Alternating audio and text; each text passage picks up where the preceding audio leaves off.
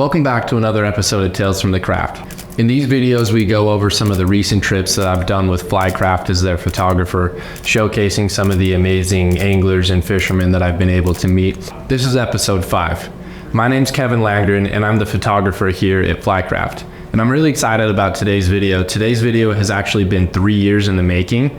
And today we're gonna take a look back at all of the amazing trips that I've been able to do with one of our pros, George Daniel. George is gonna take us on a trip through the Green River here in Utah. And then we're gonna go up to Montana for a little bit of stillwater fishing and a little bit of fishing on the Madison as well. And then finally, we get to go and see George's home waters out in Pennsylvania. He'll show us some of the places that he takes his kids out fishing and some of his favorite waters for bass hunting.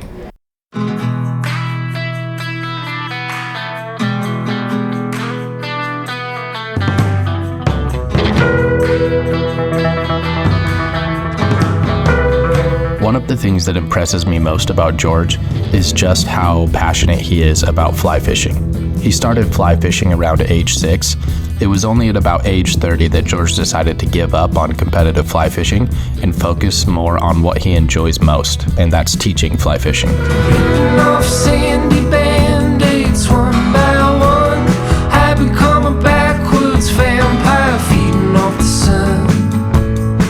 Ain't bothering no one. All my nights are greasy and all my mornings tend to tease me since you're gone. My nights are greasy and nothing new. I know you gotta get while the getting is good. All my mornings tease me without you.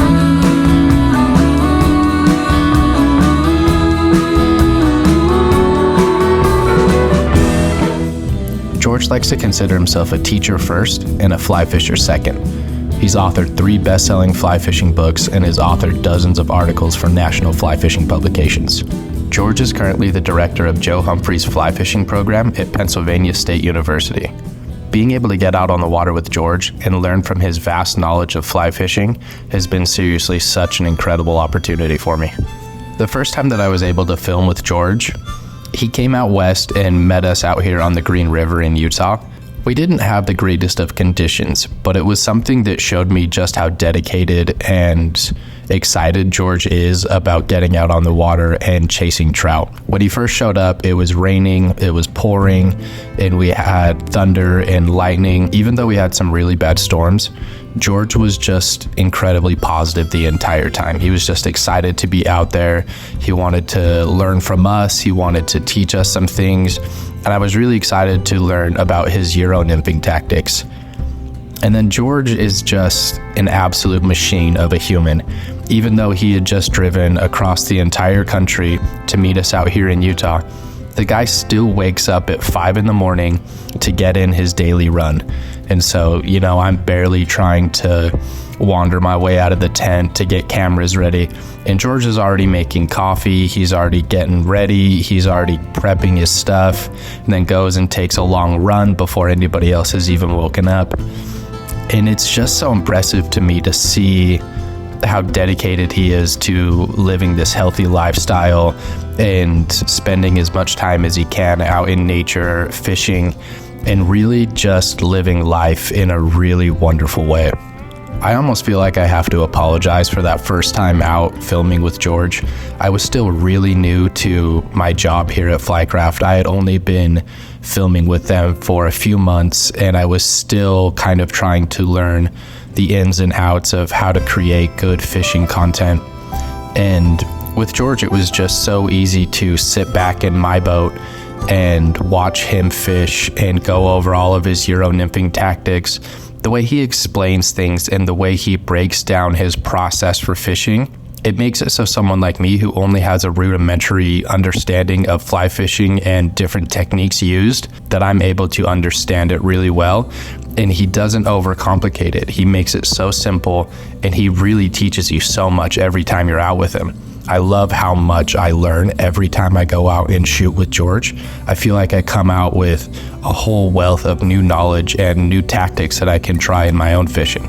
I'm so grateful that he takes the time to slow things down for me and to teach me proper technique and how to catch more fish. I even tried Euro nymphing once, and did I catch anything? No, but I was able to try it, and without George, I wouldn't have even been able to figure out how to rig up the rod. My second time out fly fishing with George, he again drove out west and met us out here, and then we headed north up to Montana, where we were going to float on the Madison, as well as some secret lakes that George had picked out for us. I had already fished with George on a river, and I knew how talented he was at floating downstream and still picking fish off left and right. So I was really excited to see how George operates in stillwater fishing. I was not disappointed in the slightest. George has a really patient and well thought out technique for when he's fishing on stillwater. And working with him out there is like watching an artist. He takes his time and he watches the water, he checks the depth, and he really knows what he's doing out there. Another one of the reasons that I love fishing with George so much is that he's not just excited about fly fishing. George is also a really talented photographer. While we're out on the river, he teaches me about fly fishing and I teach him about cameras, and he can just pick up anything so quickly. I never have to explain things over and over again for him to understand it. I give him one quick rundown of my settings and how I'm doing things, and he's just like, oh, okay, that makes sense. I understand that. It's been really awesome to watch George's talent with a camera just get better and better over the years. We've been fishing now together for 3 years, and looking at the images that he's started making, I'm really impressed. He has a very, very good eye, and the colors that he gets out of his images are just spectacular. While out in Montana, he did have a small problem where he kept hooking into a whole bunch of these tiny little dinky fish. And so because the last film I had done with George, we had titled it King of the Deep. Because he was catching all these dinks, we then gave him the new nickname of King of the Dinks. I'm not totally sure if he liked it or not.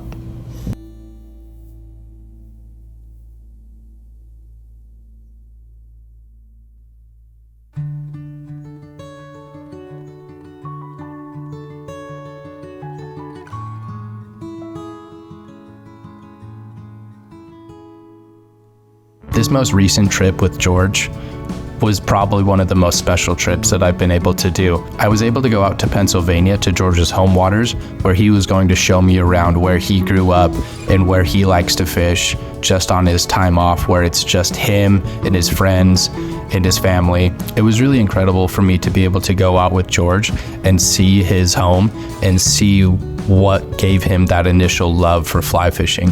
He took me out to some waters where he and his wife had done, their first dates out there on the water, and showed me all of the incredible work that some of the environmental activists have done in order to clean it up and to make it a really good fishing area for him and his kids and his family. Being able to meet some of the buddies that George has been fishing with throughout his life and talking with them about George, they all just echoed the same sentiment of how kind he is and how talented he is as an educator and how much he's able to teach them about fishing. And he does it in such a way that it's so easy to communicate, and it really just shows off how talented of a teacher George is. I went out with him and his friend, who George just called him the doctor, and it was really fun that anytime they did something good, like they had a good cast or they had a good set, George would say, good job, doctor. It's just, I don't know, just the way that they worked together and the way that they interact with each other, it was awesome. I really enjoyed being able to get out with George and see his home waters, and I'm so grateful that he let me come out there. This time I actually feel like I did a decent job of showing George's ability and showing off the beauty of the areas that he grew up fishing. We were able to take the drone out, and it was really fun because I was typically in a second boat, and he would have either his son or his daughter row me in the other boat. And so it was cool to see from his kids' perspective of what they think of their dad, and they both of them just love him and adore him and think he's the greatest dad ever because he takes them out fishing and he teaches them how to row boats and he just shows them the incredible nature that they have around him. I'm so grateful that I was able to get out and film with George over these past 3 years. I can't even express how much George has taught me about fishing and conservation and just how to be out there on the river and do it right and actually catch some really good fish.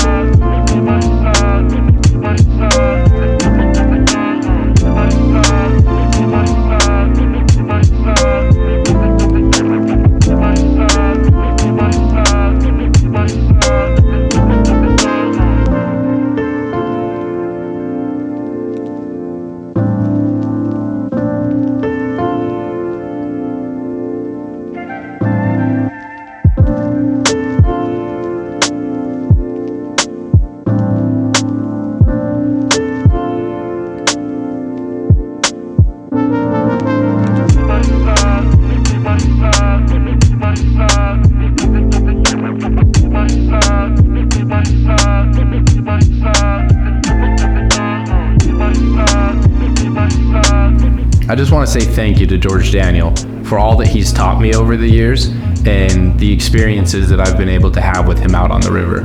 George is an incredible angler and one of our favorite pros here at Flycraft. He's taught me a lot about Euro nymphing, and he showed me some really incredible stillwater techniques that I've been really excited to integrate into my own fishing. I can't wait to see what the next few years hold for trips that we're going to be doing with George. Stay tuned and we'll show you all of them.